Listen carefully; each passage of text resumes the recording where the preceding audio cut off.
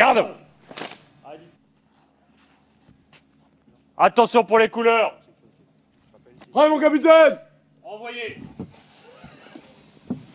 Les unités qui composent le détachement multinational de Birao appartiennent pour une grande partie à la brigade franco-allemande. Tout d'abord, il y a la compagnie d'infanterie qui provient du 110e régiment d'infanterie.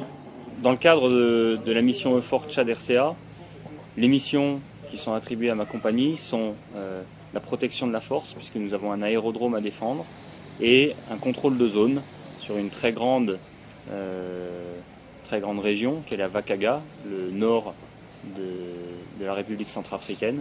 Et donc nous effectuons cela au moyen de patrouilles. Ok, 32 repos, 600 à 300 à moi. On va aller jusqu'au marché de Birao. Arrivé à Birao, on va laisser l'adjoint avec le véhicule. Nous, on va partir, on va faire un tour de piste pour tâter un peu le terrain, pour regarder. Ça nous permet à nous de voir un peu les gens, de prendre contact avec la population qui, elle, va forcément commencer à être habituée à nous voir ici. À voir si les choses ont changé, si on est toujours aussi bien apprécié ou pas. Et puis surtout, apprendre un peu de renseignements. Savoir si les gens qui vont faire leur approvisionnement à peu près à 10 km d'ici, puisque arrive à passer l'Oued, à nous dire s'ils ont vu les coupeurs de route ou choses comme ça. Ça permet de nous montrer, dire qu'on est là, pas que pour faire bien. Bonne journée. Oh, merci.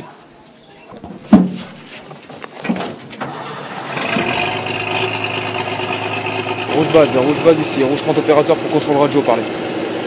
La compagnie d'infanterie exerce des patrouilles à raison de 2 à 3 patrouilles à pied par semaine et des patrouilles véhiculées afin de rayonner largement plus dans l'ensemble de l'aire de responsabilité à raison de 2 à 3 par semaine aussi.